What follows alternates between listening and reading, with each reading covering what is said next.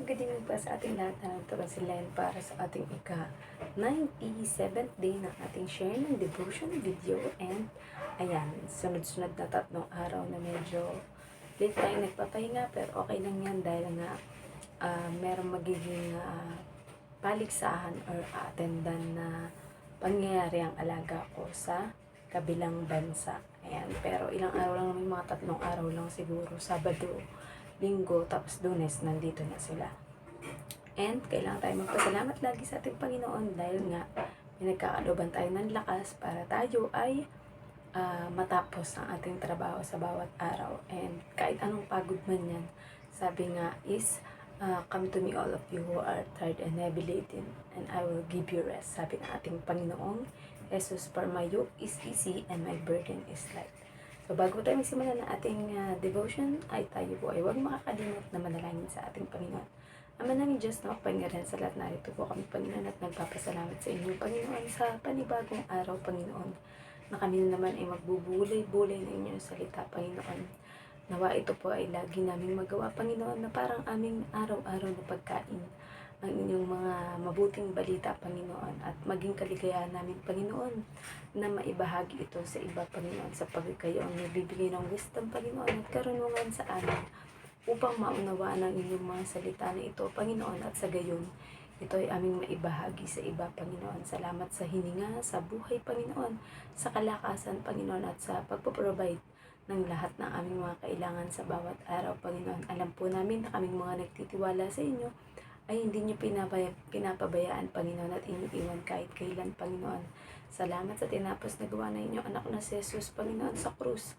Kaya mayroon kaming maipagyayabang sa iba, Panginoon, na kami na sumasampalataya sa inyo, Panginoon, ay makatwiran, Panginoon, dahil sa ginawang ito ng inyong anak na si Jesus, Panginoon. At nais din namin, Panginoon, na ang mga naliligaw pa ng landas, Panginoon, o walang matibay na relasyon sa inyo at sa inyong anak na si Jesus, ay unti-unti, Panginoon, ay makilala nila kayo, Panginoon, at magkaroon ng relasyon sa inyo, Panginoon, sapagkat walang ibang pinakamagandang relasyon na mararanasan ng bawat tao, Panginoon, kundi ang relasyon sa inyo, Panginoon. At salamat sa palaging pagsama at paglukob sa amin ng banal na Espiritu, Panginoon, na siyang nag-iingat sa amin saan man kami pumunta, ano man ang aming gawin, Panginoon, upang hindi kami mapahamak sa anumang kapamakan, Panginoon. Either ito man ay mga kalamidad, Panginoon, o mga normal na pangyayari, Panginoon. Subalit hindi nyo hinahayaan ng bawat isa sa amin na mapahamak, Panginoon. Salamat po, Panginoon, kayo ang mataas at mapapurihan, Panginoon, at ang mga lingkod ninyo, Panginoon, ay manatiling nagpapakumbaba, Panginoon, at nagpapasakop sa inyong kapangyarihan. Muli, binabalik po namin lahat ng papuri at pasasalamat sa tanging pangalan niyong bugtong na anak na si Jesus. Amen. Ito po yung nakasulat sa Lucas 19:19. Ito yung sinabi. At sinabi niya sa alipin, mamamahala ka sa 5 lungsod. Yun nga daw, binigyan ng pare-pare silang tig-isang salaping ginto, pero ito ay nagbunga ng 5. Yung una is nagbunga ng 10. Message, at gaya sa sinabi sa naunang alipin, pinamahala naman sa 5 lungsod ang alipin na tumubo ng 5. Application, diba at kahit maliit lang sa una, ang pare-parehong ibinigay sa mga alipin na ito, ang kapalit naman ay mga lungsod. Kaya nga, sino ang makapagsasabi kung ano ang plano sa iyo ng Diyos? Siyempre, walang iba kundi ang Diyos mismo. Dahil makikita mo na lang at ng ibang tao ang kaganapan ng mga pangako ng Diyos. May pinanghahawakan ka bang pangako ng Diyos? Isa yung tanong. Huwag kang titigil sa pagsunod sa pinagagawa ng Diyos at magugulat ka na lang sa mga magandang nangyayari sa buhay mo. Gaya ako, sino ang mag-aakala na mapapagtapos namin ng kinder at elementary ang 3 naming anak? Pero nangyari at natupad siya, kaya ako mismo ang umakyat sa stage o entablado kasama ng mga anak ko. Masarap sa pakiramdam na kahit hindi kami nakapagtapos ng kolehiyo at noon ay halos mahirap ang sitwasyon namin, pero dahil pinagkaloob ng Diyos na makapag-abroad ako, nagsimula ang unti-unting pagtupad sa mga pangarap at plano namin. So, purihin ang pagkabasa ng salita ng Diyos. So, sa application is nirelate ko lang siya sa tunay na pangyayari or nangyari sa buhay ko at sa buhay namin ngayon, 'di ba? So kung makikita nyo nga sa aking post sa aking FB, 'di ba, nakalagay dun yung verse na delight yourself in the Lord and He will give you the desires of your heart, 'di ba? So kapag naging kaligayahan natin at lagi nating ninanais na mapasaya, mapapurihan ng ating Panginoon sa anumang ating ginagawa, 'di ba? So magugulat ka na lang na so surpresahin ka rin ng Diyos, 'di ba? So sa akin hindi ko ma-explain yung sobrang saya na naiiyak ako sa sobrang tears of joy. Kasi 'di ba yung mismong nasaksihan ko na parang kung i-imagine, sabi ko nga malayo na dun sa dati naming sitwasyon, 'di ba? Pero although malayo pa siya sa pinaka dulo na pagtatagumpay dahil syempre meron pang kailangang harapin na mapagtapos pa sila lahat ng senior high school at saka ng college or university, 'di ba? Pero we kiniklaim na agad namin kay God na matutupad namin 'yon dahil sa tulong ng Diyos, 'di ba? And ayun, yung hindi ko lang ma-imagine na dati pinapangarap ko lang yun na ako yung makakaakyat sa stage sa kanila. Pero 'di ba ngayon, dalawang anak ko pa yung naakyatan ko sa stage. And God willing, next year ulit yung akin namang anak na lalaki para lahat sila pantay-pantay na naakyatan ko sa stage at nakakasama nila ako pag-akyat sa stage at pagtanggap ng kanilang mga certificate or ng kanilang mga award or medal, 'di ba? So, ang sarap sa pakiramdam na yung pinagkatiwala sa ng Diyos ng mga anak mo. Kumbaga yan din yung pwedeng gawing example dito, 'di ba? Na binigyan ako ng Diyos ng 3 ginto, 'di ba? 3 gintong salapi, ayan, which is pwede ko gawing example yung mga anak ko, 'di ba? Pinagkalooban ako ng Diyos ng I love you babies.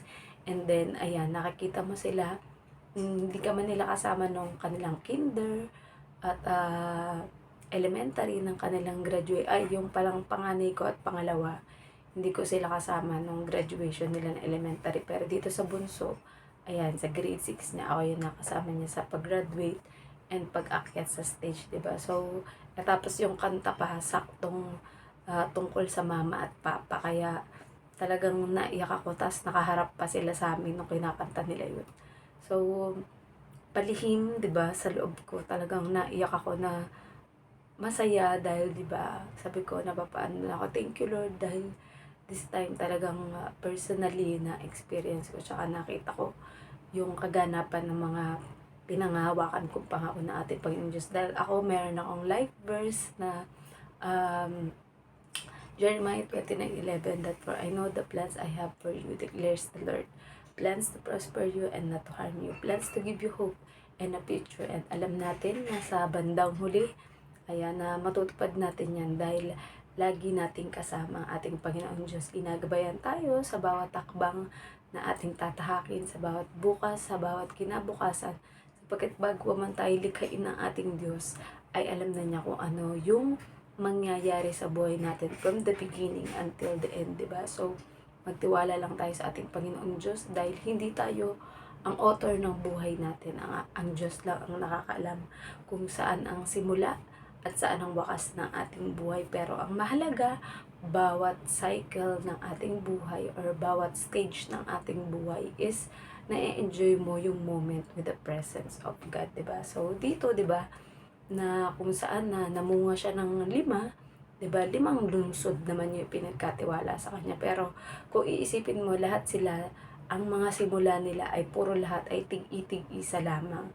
Subalit nagkaroon ng iba't ibang pagbunga, may nagbunga ng 10, siya naman nagbunga ng 5, 'di ba? Pero yung pinagkatiwala sa kanya is much higher or much more bigger ng ipinagkatiwala sa kanya sa una, 'di ba? So ganun lang din sa atin, pinagkatiwalaan tayo ng isa ng ating Panginoong Diyos, pero ito yung napagyaman, 'di ba?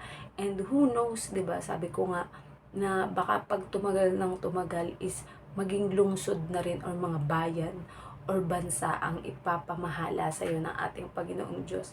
Hindi natin masasabi dahil hindi nga natin sakop o naaarok ang kaisipan ng ating Panginoong Diyos. Pero pag nagtitiwala ka sa Diyos at lagi mong iniisip na, Lord, ikaw ang author ng buhay ko, ikaw ang driver ng buhay ko, ikaw ang pilot ng buhay ko. Kaya kahit saan mo man ako dalhin na sitwasyon or pangyayari, kakayanin ko to dahil kasama kita.